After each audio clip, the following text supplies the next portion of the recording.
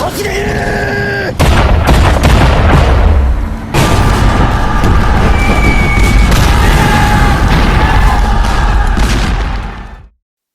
hello everybody. This is Craig Watson from the Pacific War Channel, where we cover the entire history of the Asia-Pacific War from 1937 to 1945 and all the major events that led up to it.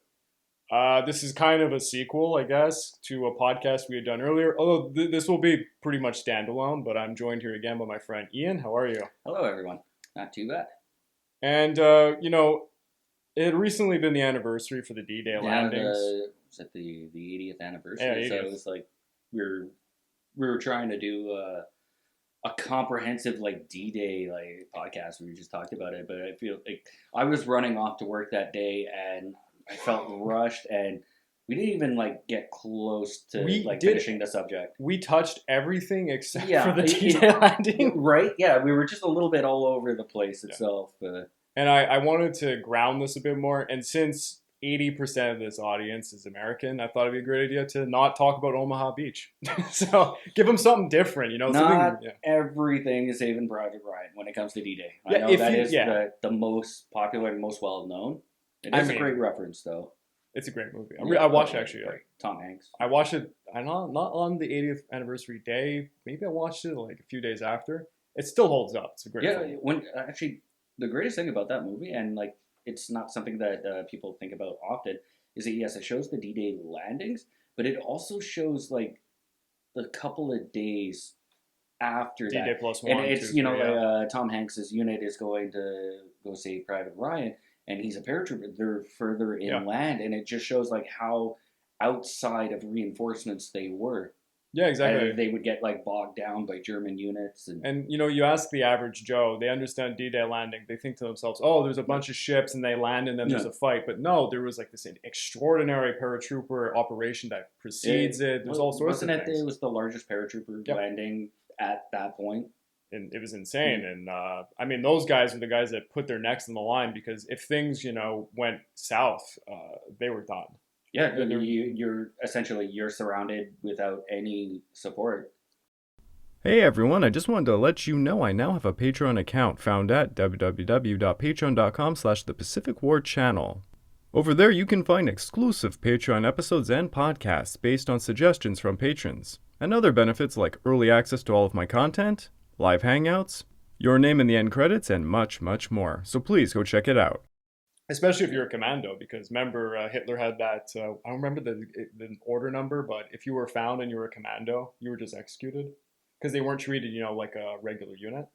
You're special forces, essentially. Yeah. You're along the lines of a spy. Because, the British love to use commando units all the time. And technically, laws of war, it's a little flimsy. This has been over 300-400 years ago, international protocol for captured spies. It's just immediate execution. Yeah. It's But for this episode, not that it's going to only be about this, but I wanted to ground this in kind of the Canadian experience, the Juno Beach lean more to a Canadian perspective and stuff. And I even, I went through some of the, well, actually, it comes from a few museums and, the Vet Association of Canada and that. They had some things to write about it, some of the statistics in that. But, we're not going to summarize the Juno Beach landings or anything, but I want to take it from a Canadian perspective, because every American knows about the Omaha Beach landings, how that looked. They've seen Saving Private Ryan, and that's not necessarily the same experience for everybody else. For the British and the Canadians, the beaches were dramatically different. Dramatically different. Yes, there were defenses everywhere, but they were a different style of defense. I mentioned it on the last time we did this. What the Canadians faced, they were landing basically into seaside villages.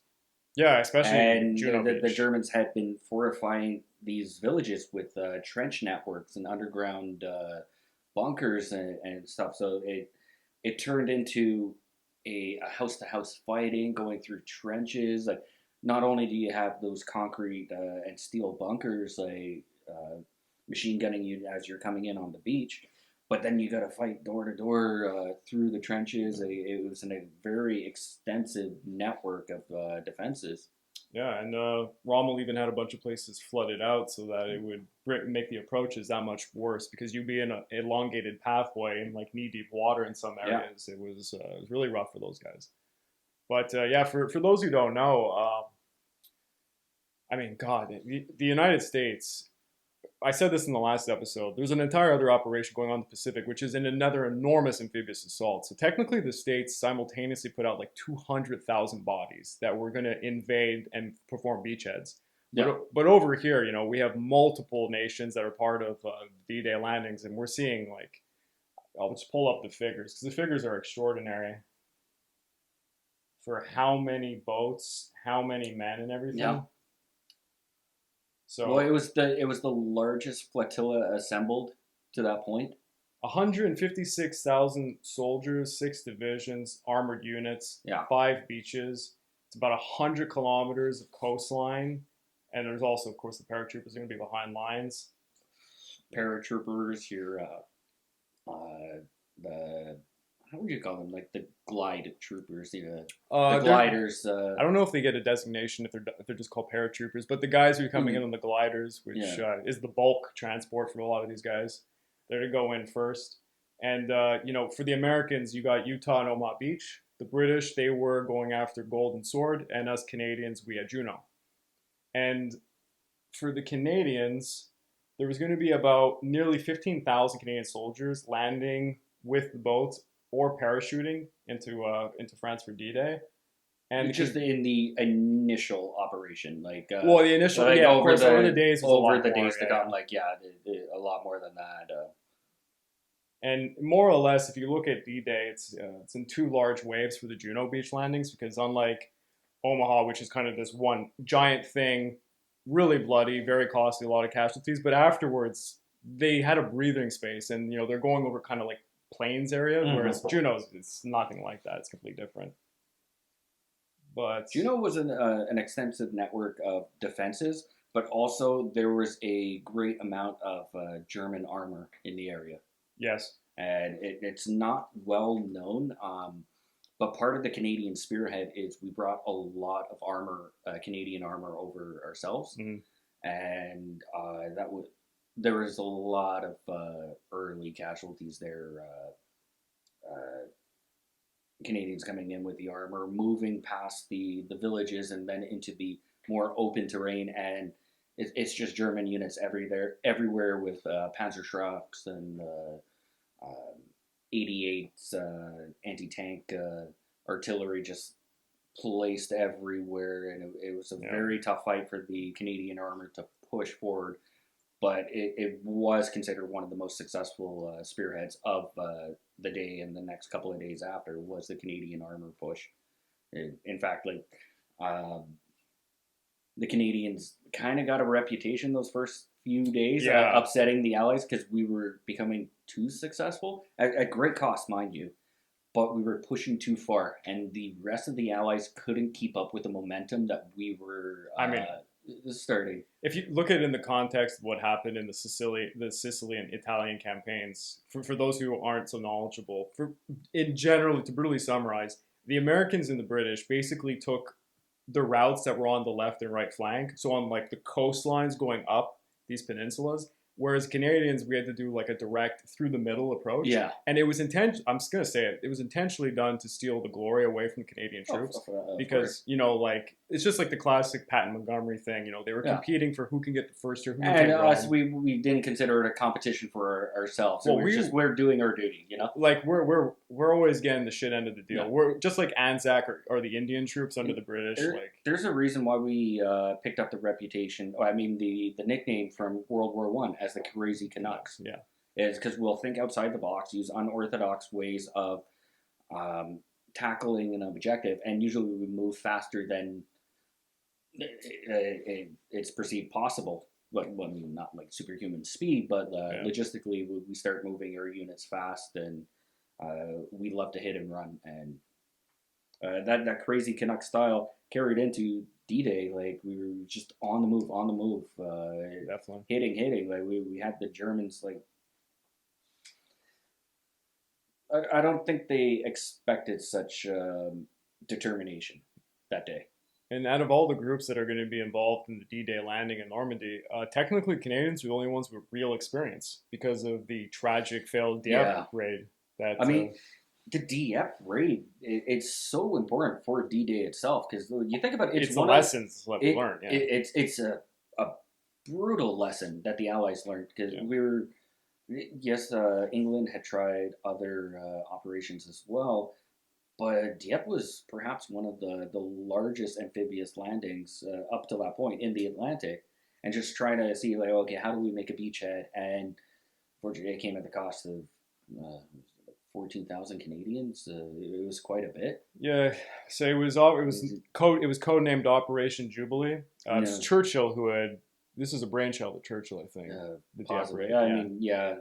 And it happened. It was in August. It had to happen at some point, anyways. Like it's not bad military planning. It was Stalin wanted another front opened, and it was always this kind of crux because Stalin was threatening to make peace with the Germans. If they didn't open up something. But at the time of the raid of Dieppe, it's 42 in August. It's not the same time as 44. Like 44.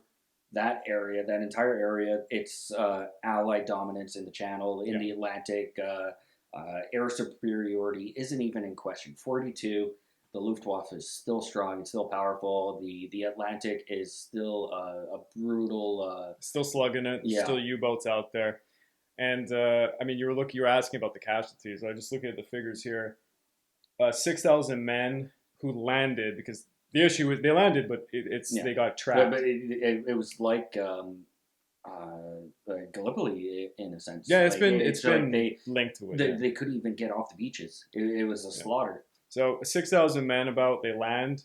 Casualties, wow, it's 3.6 thousand, and of that 900 were killed. 2,000 were taken prisoner. That's more than half of everyone who landed. That's usually when you hear of casualty rates of 20% to 25%, that's considered tragedy. That's terrible. At nearly 60%. But it's like you said, same problems as Gallipoli. When they were landed, they lost communication with the ships. The ships didn't know what was going on. They were in isolated pockets on these beaches. A lot of the Canadian units, if I recall, they actually advanced unknowing what was going on. And then they were taken prisoner because there was nothing backing them up. And they just didn't know. And just going off of instinct at that point. And you mentioned the communication. It's something that's going on in the Pacific at the exact same time. You think about those early amphibious landings. It's the same time. It happens over and over, just communication breakdown. It's like the equipment didn't survive the landing, or it just.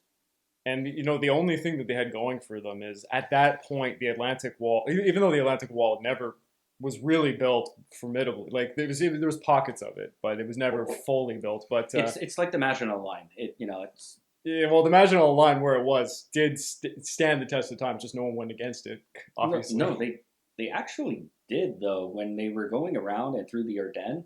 But they're not going directly. No, but they landed paratroopers on top of the Maginot Line as well. Oh yeah, and they discovered it had inadequate anti-aircraft defenses. Yeah, that's true. No anti-aircraft, and so they were able to just go into the bunkers and clear them out. So then, after everything is said, because the thing is, it's still structurally going to halt your columns. You're not going to break through and go through it.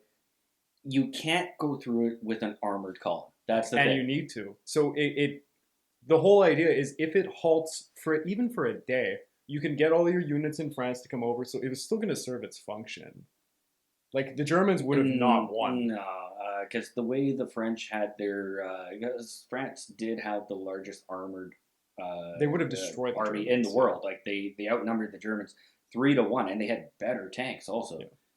But the way that they had their units set up, they were not quick reactionary forces. I think they didn't also have good radio technology for the tanks. They weren't using the same, because the Germans had understood the issue of communication with the tank commanders, but the French were doing that kind of outdated thing where they weren't talking to each other properly. So when the columns came through the forest, actually, I'm glad you brought that up, because it is a technology. Should mention this in the next podcast that we're doing, not today. But the Germans came up with a communication device, and we still see it today.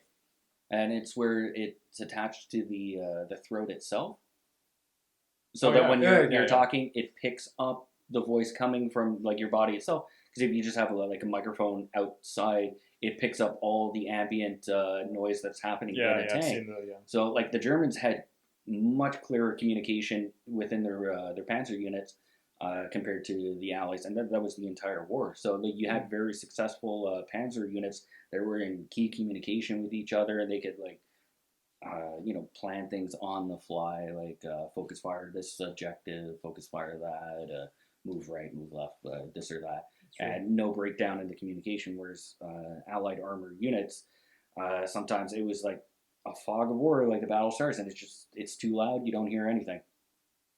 Yeah. Actually, to get us back on topic, I Yeah, realize we're going all over the place. Let's talk about the Atlantic Wall.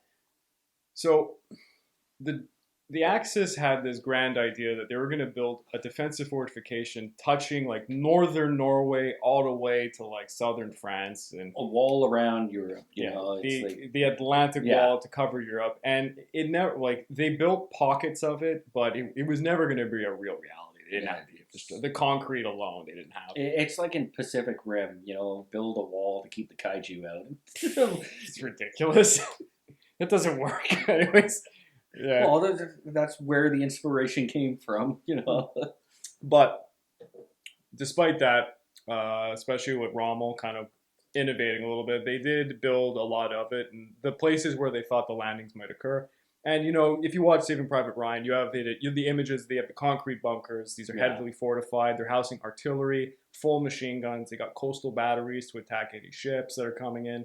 They got the beach obstacles. So you got your Belgian gates, your tetrahedrons, the hedgehogs. So if you play those video games, those weird stake-looking things in the beach. Yeah, so that your amphibious Your armor tanks and can't your just landing land craft, with yeah. your infantry troops. The minefields. Your engineers have to go in and clear it all.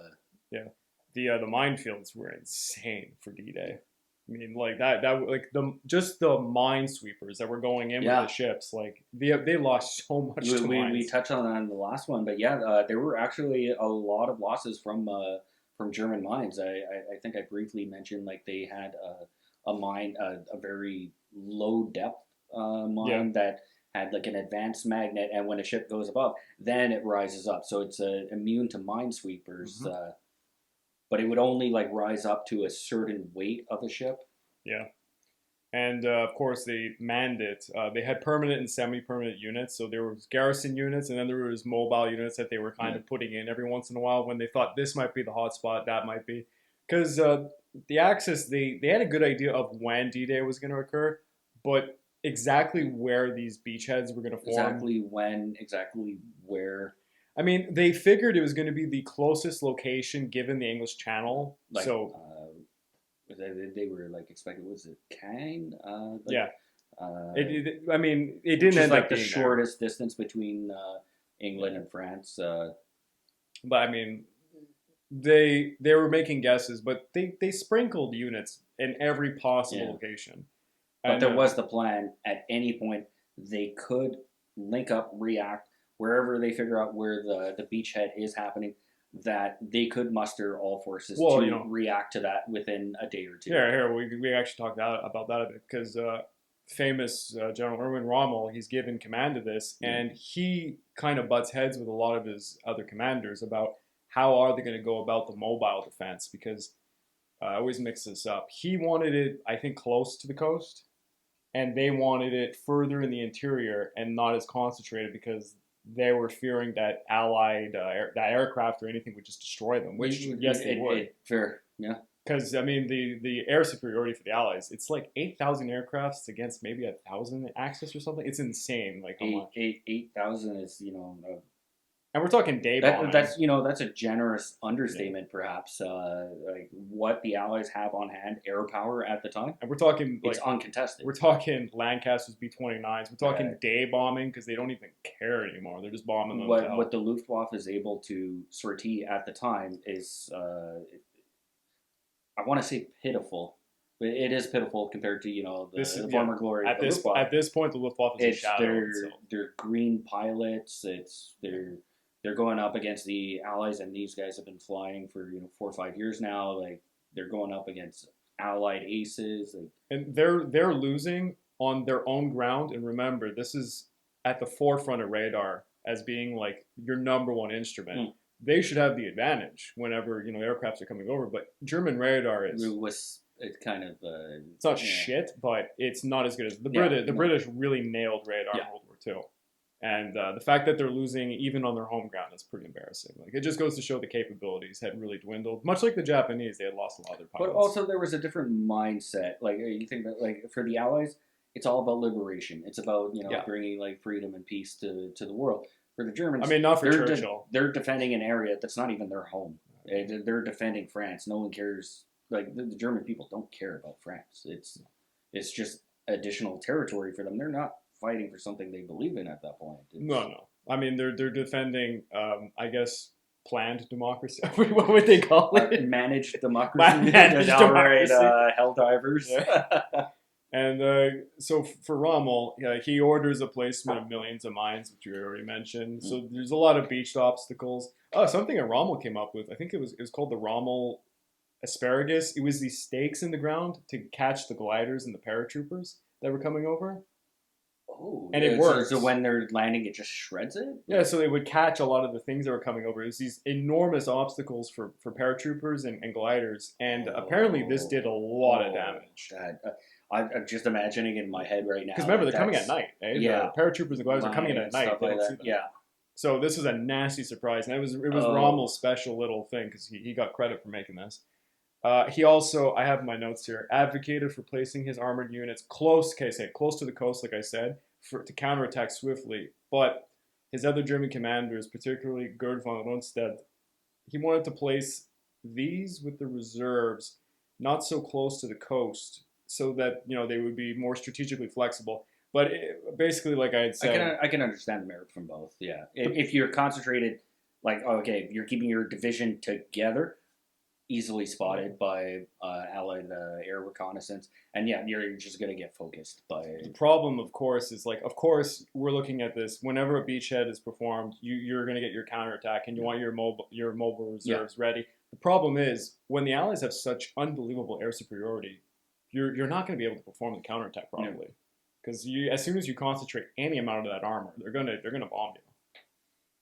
Mind you, the counterattacks were vicious, though, after D-Day +1 and stuff.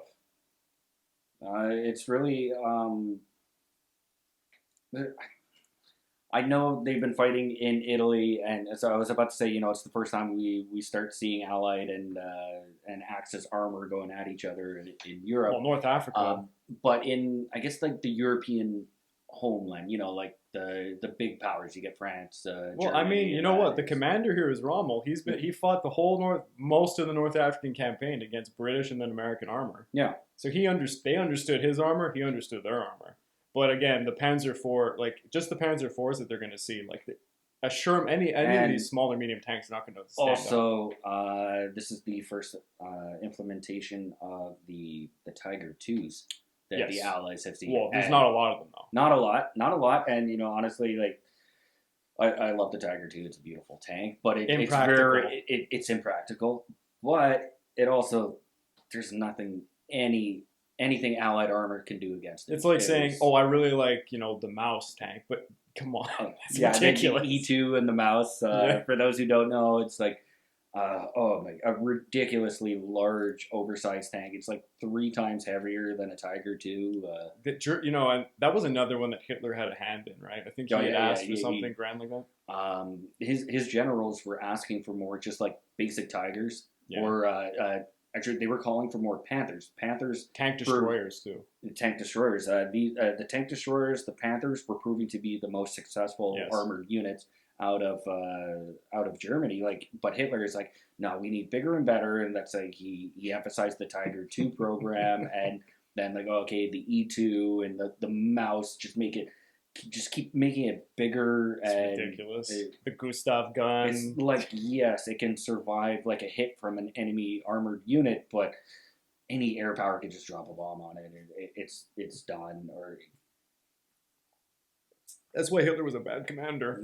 When he took his fingers off, the maps and stuff, and he let his generals do their job, it performed a lot better. For the Canadian armor that was coming ashore that day, it wasn't the Mark IV Shermans that would later we see a lot of at the end of 44 no, and early 45, where they started outfitting them with 76 millimeter guns, which were designed for armor piercing against the German army. Armor, but at this point they're just 75 millimeter guns, basic Shermans. Yeah. The earlier variants of it, they're very fragile. Yes, fast, easy to operate, but fragile and somewhat like lightly weaponized. Like the 75 millimeter didn't do a thing to Tigers or Tiger twos, and even the Panzer Force. The Panzer IV is the heavier one of those Panzer groups. But I mean, even that, like the majority of the medium to light tanks underneath are going to be comparable and they can fight them off. But yeah, if you're going to use a 75 millimeter against Tiger 1, 2, or that, yeah, it's not going to do well. No, it didn't do anything. It wasn't until they started bringing the 76 millimeter long bore. Yeah. Which we see that in the movie Fury. Which, because that was 45, and all those Shermans in that group were the Sherman, like not tank destroyer variants, but they were like basically the epitome of the Sherman at that point. Like they are designed to destroy German tanks. And let's bring it back here. Let's try and actually talk about we're going to bring it back to Juno Beach. So June 6th, it's still dark out. We got the paratroopers are coming into their landing zones, and there's going to be there's going to be Canadians involved with that, even the special forces, mind you. And they're going to be behind enemy lines, ruining communication, sabotage, capturing strategic bridges and such, just to hinder the counterattacks that Rommel can lay out against the landing forces, to cause general disorder. And I mean, there's a lot going on. There's the dummy operation, that's all these fake things. There's the ghost army of Patton that's supposedly coming up. That whole fake thing they did. All those decoy paratroopers that have been landing in France for the last few days. It must have been so silly for the Germans to see these fake guys falling down. Yeah, but it was in like the hundreds of thousands. Yeah. It was like, and they were happening everywhere, and you just like, you're not sure. It's like, okay, is that one the real thing? And it's happening everywhere, so it's like, you don't know which one is the right one. And it wastes precious ammunition to go after these things. So it's not like everyone has a cell phone camera where they can just like film it and then send that up to the higher command. Like no, everyone was higher command was getting like reports. So okay, paratroopers dropping in this area, and then you have to like sift through the information at hand. And it's like, which one is the real one? And it wasn't until the 6th of June, like even in the beginning stages of the D-Day landings, the Germans didn't know that was the real thing. Yeah. And for those who don't know, if you pull out a map of the beaches, Juno Beach, it's like 10 kilometers wide. It's located between Gold Beach and Sword Beach, so we're smack dab in the British Sandwich. We weren't even originally supposed to have our own beach. Originally, it was going to be a British one, and then British were like, they felt that they were overextended, and rightfully so, if they were taking 3 beaches. And they're like, okay, let's give it to the Canadians. Like we had nearly 200,000 troops in England at the time, just ready to go. And the initial assault's going to be the 3rd Canadian Infantry Division and the 2nd Canadian Armored Brigade that are going to be the first guys in. And as far as objectives are concerned, I think we had mentioned it. Unlike a beach like Omaha, this is literally as soon as you land, you're in these villages. So and they're not small villages with like 20, 30 houses. Like they're big, yeah. They had these villages had like a population of 1,000 to 5,000 each. I got my notes here. So the coastal villages in question, right beside Consul-sur-Mer, Bernier-sur-Mer, and Saint-Auban-sur-Mer. After they take these, I guess you call them strategic villages, just the initial villages that would form the beachhead, mind you. That does constitute as the beachhead, which sucks. Like you don't want to fight house to house against, especially like guys who are just sitting there, probably with bags of grenades in a second floor. These are entrenched houses, also. Like every single house has been modified for defense. Like you said, like you don't think about that, but like bags of grenades and. The Chinese, when they were fighting the Japanese, they always chose to like defend a strategic city, like let's say Changsha. Changsha had like 4 legendary large scale battles, and the Japanese would unload artillery into the towns, try and level the buildings, but it doesn't matter because you just cause more rubble, just more hidden Chinese units, and they sit there with grenades, whatever is necessary for like small arms fire, because the infantry have to come in. Your armor isn't going to go through a town. You put grenades on tripwires everywhere. Exactly, booby traps. So it's always a nightmare. It's not something you want to face. But, you know the town better than the invading force. Yeah. So you prepared firing angles as well. Like you think about the machine nests that were set up in the villages. It's like, okay, they know like, okay, this is a choke point. This is a main route. They're absolutely going to have to come by this way. Then they come into a machine gun firing nest, and it's think of it this way: Omaha Beach. You see a pillbox. You know there's a machine gun in that pillbox when you're facing it. It wasn't as much hiding. Yeah, but in a village, any of these windows could be a German machine gun nest. You don't know. Every angle is a threat. Yeah, that's terrifying, and you don't know where you're coming up. And you, as the on the offense, you want to set up your LMG or something. You're probably going to be in the firing lane of somebody else. You won't know till you're shot. So it's a nightmare. So after they take the coastal villages, the next objective would be to link up with Gold Beach and Sword Beach to form a mega beachhead. So unlike for the Americans, they formed their own beachhead and they're a little bit over to the side. For us, the objective was to link up with our British counterparts, and we're going to collectively form this beachhead, which doesn't end up happening. It's a long, grueling battle. And one of the strategic locations, the Caen Bayeux Road, was a vital road in the region that needed to be captured to hinder German troop movements. But things aren't going to go well for Canadians. Our assault began 7:45 a.m. We were delayed by rough seas. Yeah. Which that was the case for everybody. Yeah, it's unavoidable. And we would come in two waves. The first wave consisted of the infantry landing craft and the amphibious, the drive tanks. So your amphibious tanks. Something like that. Well, you see them like, they look kind of weird. They got like the bubbles around. It's like. But the rough sea is going to hinder that greatly. And like we see, I think it was at Omaha Beach, the Americans, they had the thing where a bunch of guys drowned in their tanks because they had unloaded what was the problem with that? They had unloaded too early? There was the unloaded too early. Yeah, I heard about that. Because a lot of guys died as a result of this. It was something about the buoyancy. Was it Utah Beach or Omaha that happened? I know there was it was one of the two. Yeah, it's been a while since I've heard about this. It was something about the buoyancy also. Yeah. That they had miscalculated something with that. That it turned out the tank was actually too heavy for the amount of air that they were pumping into the bags on the side.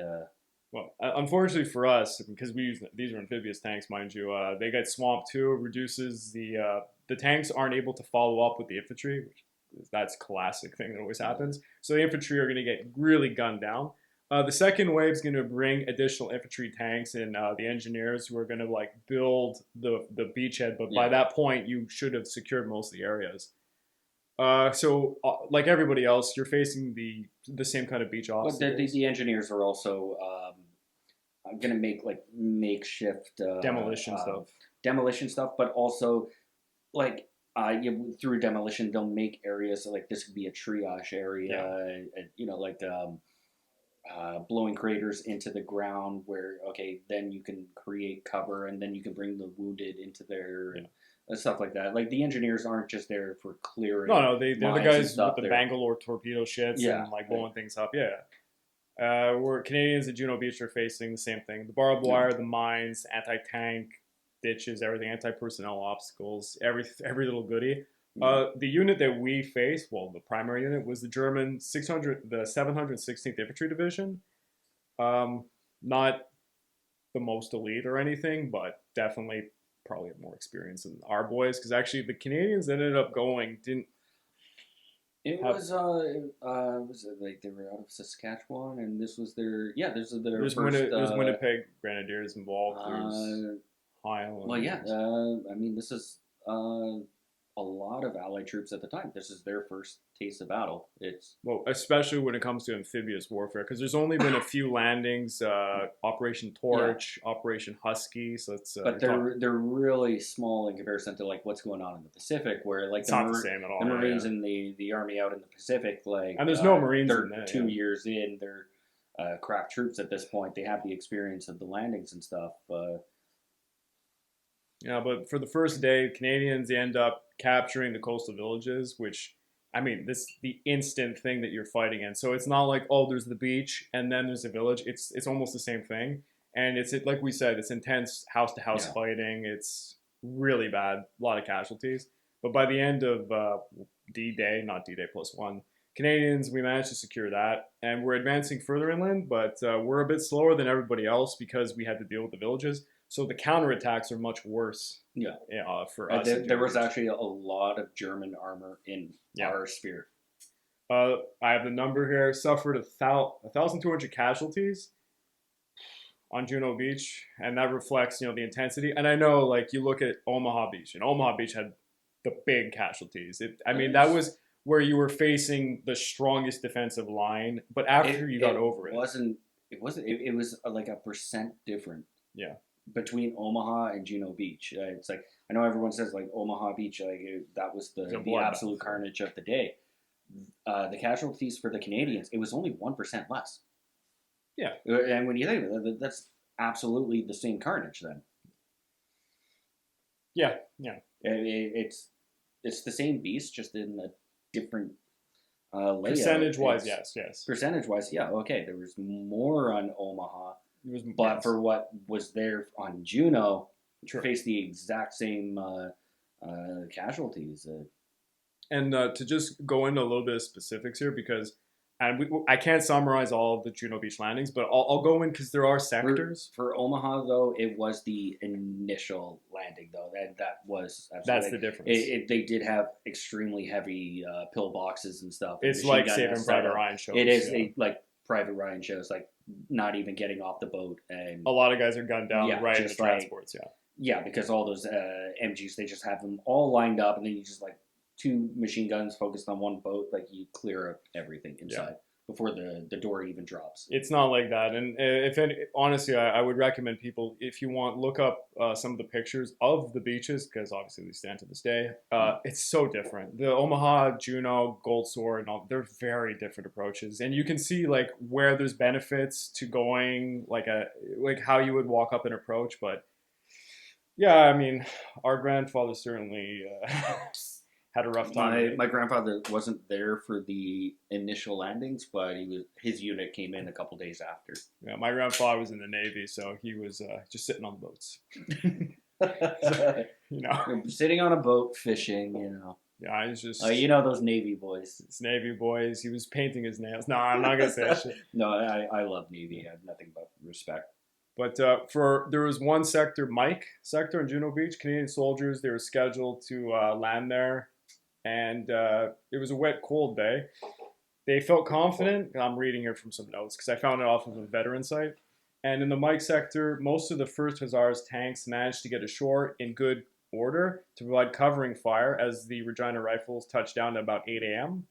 I was very fortunate because the preliminary bombardment had failed to knock out most of the German defensive positions. So they were pretty vulnerable to the pillboxes because they were still intact. Tanks and infantry, they succeeded in fighting their way off the beach into the nearby town of Courcelles-du-Mer, where they engaged in house-to-house combat. Psst. Hey you ever hear me talk about some great Pacific War movie or documentary like Pearl Harbor Minute by Minute over on Netflix and feel the urge to watch it for yourself? Uh-oh, you live in Japan, and your Netflix doesn't have it? Must suck to be you. Sucks to be me right now. Oh wow, Season 4 of Demon Slayer is out. Oh wait, I can't watch it on Canadian Netflix, but it's over on Japan Netflix? Whatever will I do? Oh, no. Being blocked from regional content? With private internet access, you too can watch Demon Slayer Season 4 by switching your IP address to Japan. Yes! Hell yeah! Why stop with Japan? With private internet access, you can change your IP address to over 84 different countries and every single US state, giving you access to region-restricted content all over the world. Nice.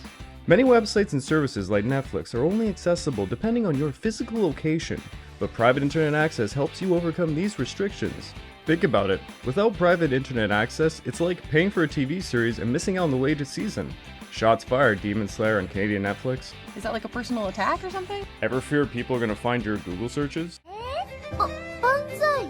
Banzai! Banzai! FBI, open up! Private internet access makes sure that those Google searches remain a buried secret, as private internet access encrypts your internet access and has a no logs policy. Think you're safe with the local coffee shop's free Wi-Fi? No, you are certainly not. Private internet access gives you more privacy features than any other software and real-time protection from malware and trackers, giving you peace of mind knowing those Google searches remain seen by you and you alone. Private internet access has a no-log policy that they've defended in court, which means they are not storing any of your browsing data. Hey, are you like me using different devices under one household?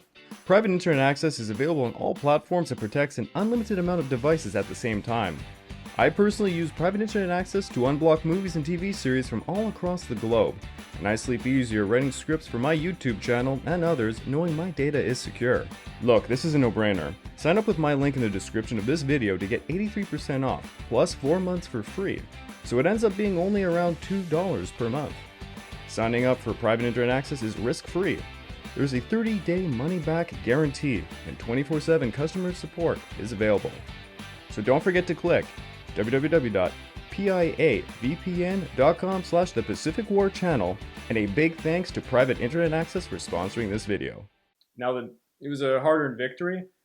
A company of the Victoria, Canadian, Scottish, and most of the Royal Winnipeg Rifles were at Mike, and they didn't have too much trouble at the beginning. Naval gunfire for them had neutralized the pockets where they were attacking, so the pillboxes were knocked out. A Winnipeg company at the western edge of Courcelles was not so lucky. Their bombardment had missed all their targets, so their landing craft were hit as soon as they were going to storm. Yeah, that's the one I was reading about. Yeah. They had a real tough time going. It says here, quote, although they were forced to storm their positions cold, they did without any hesitation. From a unit's diary, many of the men were killed instantaneously as they were wading through chest-high water. Yeah, so if I've seen a photo, the approach on like Omaha was elongated, so you were in the water longer wading through, and there were firing lanes that so you could be shot upon, so that sucked. I was reading from a corporal at that sector, and he was talking about like how his entire platoon was basically wiped out. Yeah, in like a minute, like his entire platoon was knocked out. There were no officers around because all the officers were getting knocked out also, and it's just like it and then should have been pandemonium on the beaches, but like the instinct kicked in. And you just go forward. Yeah, you have no choice. Just went forward, but it was like a breakdown. There was no leadership at the time because too many of the officers were getting killed. And you're just trying to go forward to find any obstacle to go behind. So and that's what the second wave actually does. It does bring in yes, more troops than that, but also officers to replace all the lost ones. And none of the Little Black Devils, a special unit, as the regiment was nicknamed, had flinched from that's interesting. I saw that. Where's that coming from? For those who don't know, the Black Devils, a joint Canadian, Aboriginal, and U.S. special. I can see here. This is the Little Black Devil, so it's Yeah. not the actual Black Devils. Yeah, exactly. But that's a special force. Yeah. Yeah, that's what I'm saying. Like, so the Little Black Devils are probably taking like, Yeah. trying to be Little Black Devils. Taking a little glory out of it, but yeah, the Black Devils is an American Canadian special forces team. And Aboriginal, cannot forget, because they made a large component of it, and they brought in a lot of Mohawks. It's like War of 1812 style, where we were living off of the land and hitting deep and just vanishing. That's the Black Devils were known for that. God dang, the Italians were so afraid of the Black Devils. Little known fact, a lot of people don't know this, but one of the guys, and it's contested, who had the most kills in war was, I forget if he's from BC or Alberta. There's an Aboriginal guy, World War I. He'd go out into no man's land, and he would just come back with scalps and stuff and ears, and he was contested because he couldn't prove he had actually killed these people, and some people said, "Oh, he's just going out there, just cutting to get corpses." But to this, and he became a politician afterwards. But if it's true, he would be the guy who had the most kills, and that beats White Death by. And he was like 400 something. It was a really big number, but there was no way to prove it because he was going by himself in the no man's land. But again, if you're gonna go do that, you have to do it by yourself. That's how it worked. Was there a bounty on scalps still? I I know mean, that used to be a big trade. You make a lot of money from scalps. Yeah, that's But this is a people's history. this is a different Canadian history. This is a dark Canadian history. We went from beaver pelts to scalps to Yeah. Another sector was the Nan sector at Juno Beach.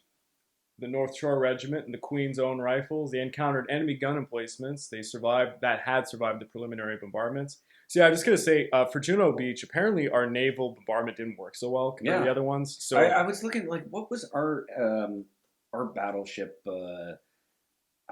Canada only had destroyers. No. We didn't bring our own battleships, but actually, for the majority of the D-Day landings, it was British battleships. Well, Britain, it's like 80% of the vessels are British. But like our battleship contingent, part of our. I don't know. I don't know who we have. I was looking for the name of it. Because there's a lot of ships involved. Yeah. There's thousands of ships in this. Like, I have no idea. No, but like in World War II, a lot of like the battleship names become very familiar. True. One concrete bunker and its defenders inflicted heavy casualties on the North Shores and destroyed several Sherman tanks. The Fort Garry House horse being silenced. Sorry, I'm not going to get into that one. The Toronto Queen's Own Rifles received the worst battering of any Canadian unit on D-Day. The initial bombardment on their sector of Nan had barely dented the enemy's fortifications. Their tanks supposedly were supposed to swim in ahead of the infantry to diminish the German resistance, but they were forced back by high waves. So they landed after the infantry, which is the classic thing that always happens. And I have a quote here. Within a few hundred yards of the muzzles of the beach defense guns, one tank commander recalled awkwardly watching the infantry just get gunned down. So we can't go too much into this, but a lot of people lose the idea of, it's like there's D-Day, there's a landing, and then there's an entire war for Normandy that takes like 200,000 casualties. Yeah, it's an enormous and battle. it's only in a couple of months. It's a long one, and it's not because of lack of performance, but the Canadians, we got really screwed over because we got hit with a lot of counterattacks and we couldn't take our objectives quick enough. So we're involved in a lot of operations, D-Day plus one, so we're going like months in. You got Operation Windsor, so that's going to be through July. It's the capture of a strategic airfield, which is Piquet, and it was important to take another strategic location, which was Cannes, which was going to be defended heavily. A lot of casualties to take that one. Operation Charnwood was an offensive aimed at capturing the city of Cannes. It was one of the first objectives for the Allies. And Canadian British forces managed to secure the north part of the city after heavy urban combat, and that would have been early July. And then we had Operation Totalize. This was aimed at breaking through the German defenses south of Cannes and advancing towards Falaise. That operation saw the use of combined arms tactics and marked significant progress for the Canadians. And then last but not least, we had Operation Tractable. Canadian and Polish forces, well, it's XL Polish forces in there, encircled the German 7th Army in the Falaise pocket and led to a decisive Allied victory where we captured thousands of German soldiers. And if Canadians were involved, then a lot of German officers were probably executed, and it's... if they had SS insignias, they were killed Canadian, on the spot. We actually got notorious for it in the war, and American intelligence hated Canadians for this, because it was like Canadian policy. We got in trouble SS, for this a lot. Like, we would just execute them on the spot. And this is something... Whereas the American intelligence wanted to bring them in and... Well, the British also. It was technically illegal what we were... I mean, oh yeah, absolutely. It's a war crime. It's a certain scholar's watching Brad St. Croix, because we don't know as much about this as you do, of course. You can probably leave it in the comments everything we're wrong about, but from my understanding, the Canadians were kind of notorious for executing a lot of the officers and stuff. But there were massacres. Not to be mistaken, like we were just executing officers. No, SS. It's SS. But this was also in retaliation because there were massacres in France that happened to our soldiers. I forget the specific ones where it was terrible shit that was done. and Canadians had found out because it was units. Well, that's actually, I think that's later in the Battle of the Bulge. Or Yes, I know the yes. one you're thinking. I know the one that you're thinking of. That there has been an atrocity committed against Canadians at this point, and there was a discovery of a mass grave of Canadians. And then there was like one of those silent orders pushed out to Canadian units to just start executing. War is war. So overall, the Canadians, goddamn, suffered 18,000 casualties, including 5,000 killed during the fighting for Normandy. So this is not just the landings. This is encompassing a lot of different battles. Yeah. And, the Battle of Normandy, I think it gets generalized. Needless to say, for American audiences, because it's not said enough, I remember there was it was probably 15 years ago, there was a news anchor, he's very famous in the United States, but he did a piece on why... It could have been O'Reilly, actually. I just said that as a joke. No, it was someone else, but he had said, who's the greatest ally to the United States? It's always been Canada. It's always been Canada. Yeah, because technically, States and Canada were the closest of brothers. Yeah. A lot of Americans would assume... I mean, they'll assume Britain, but... technically, we do have the same parents, like Canada being both French and English, but America wouldn't be a thing without the French assistance. I mean, statistically, if you look at the Loyalists, Canadians are just a bunch of Americans that ran after the Revolution because they didn't agree. Actually, 1/4 of the American population went north to us, and it was larger than all of Nouvelle-France. So yeah, I mean, we're Americans who were not satisfied with. The reason they went north is because they didn't want to be called Americans. So you can't call the Loyalists that came to Canada Americans. They weren't Americans, they were Loyalists. For those kiddies out there, American history was basically there was these ungrateful colonists who didn't want to pay like 1% more taxes. We're not going to get into real details. They said something about no representation on taxation. That's just blah blah blah blah. And then a lot of them. I think it was just Benjamin Franklin trying to protect his children. That were not born yet. Not go there yet. Oh my god! So for people who want to listen to us making jokes about history, we did an episode talking about, tragically, Canada people's history. We were covering the French Indian War, which what did the Americans call it? The French Indian War. Wait, what's the other name for it? The 7 Years' War.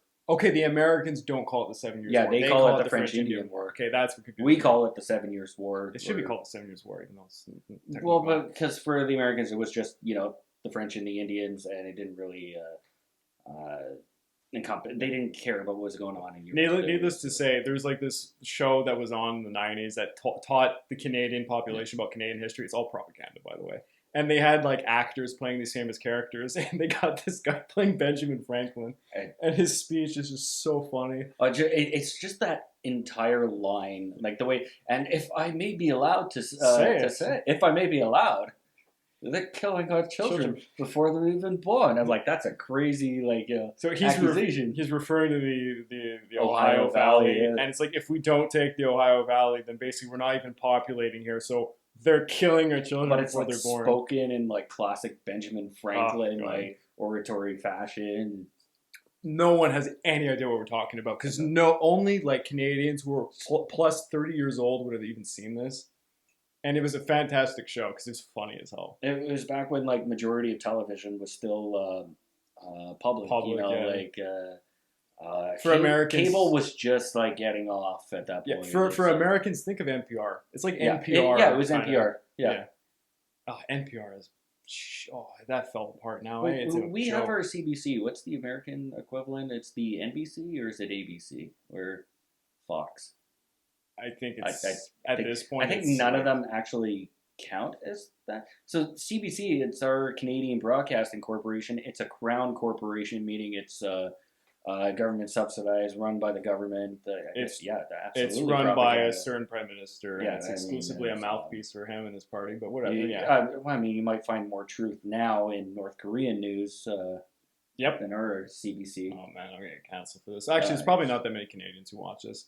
And Americans hate Juno. And most Canadians actually really hate CBC now. 70% of Because Canadians. it used to be like you would watch CBC to catch hockey. We can't even watch hockey on CBC anymore because somehow we managed to sell the rights for viewing hockey to Sportsnet.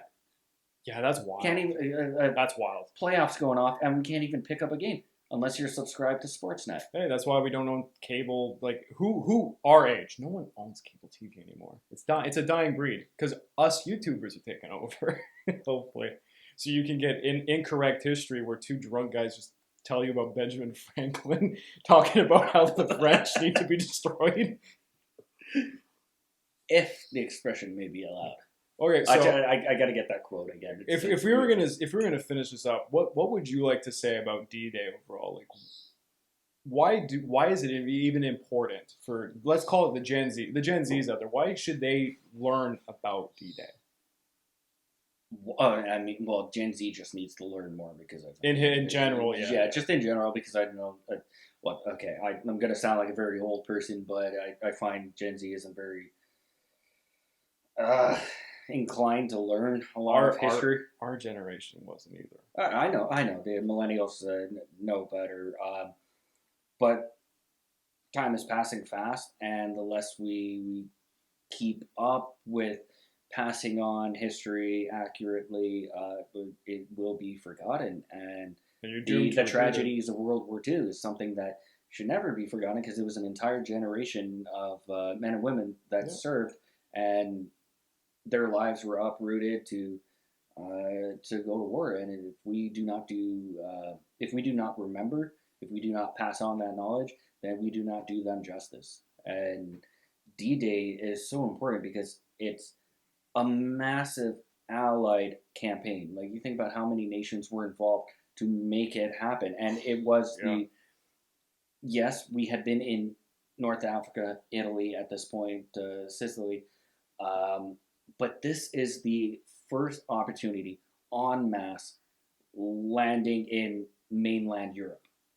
Against an enemy who had formidable defenses, who was close to their supply network. And had been fortifying for 4 years. Yeah. And they had direct railways, even though we were sabotaging them. Like, when you look at the plans and you're looking at just Eisenhower, looking what he has to face here, wherever you attack, you have to lightning speed produce a formidable beachhead, because no matter what, the Germans will have railway lines to bring everything that they need to continue just destroying your beachhead. And we're talking about the lives of 200, just the initial wave. It's like 200,000 guys are going to be put here. They could, just like what happened with Dunkirk, you could see a second Dunkirk and it would have been, I mean, tragic. Look at Gallipoli. Yeah. Look at the manpower involved in a needless fight. Gallipoli, and they couldn't hold. They couldn't hold the beachhead, and it was, I mean, not comparable numbers, but it was getting close to the numbers that was involved in D-Day. Obviously, D-Day had more air element, naval element, but at Gallipoli, it was the same emphasis, massive beachhead, and this is the first time the Allies are trying the exact same thing. You know what I just thought of? So Churchill, one of the biggest disasters that really besmirched his entire career is Gallipoli. And then he has to, I mean, he wasn't planning this, but he had to oversee the D-Day landings. He must have had nightmares. Well, he must have. He didn't have any strategic command on it. No, but the idea behind D-Day's, it's Montgomery. It's Montgomery's. I know Eisenhower gets a lot of the glory for it, but basically it was Montgomery that wrote all of it out. Oh, you know, you're going to get a lot of people pissed off. Yeah, everyone hates Montgomery, eh?